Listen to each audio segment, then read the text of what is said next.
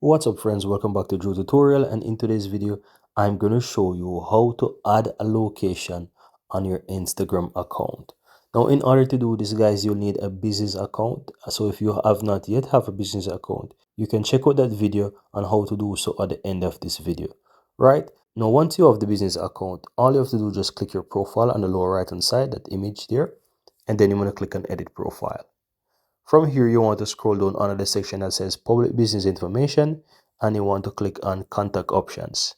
Then from here, you will have the option that says business address. You want to click on that, and you can fill in your street, your city, town, and zip code. I'm going to simply write a city, and I'm going to select Jamaica, for example, and I'm going to simply add, and that's it. Now, as you can see, I've added it, and I've clicked the arrow on the uppermost right hand side, and from there you can see that the address is added. And that's how easy it is guys to add a location onto your profile on Instagram.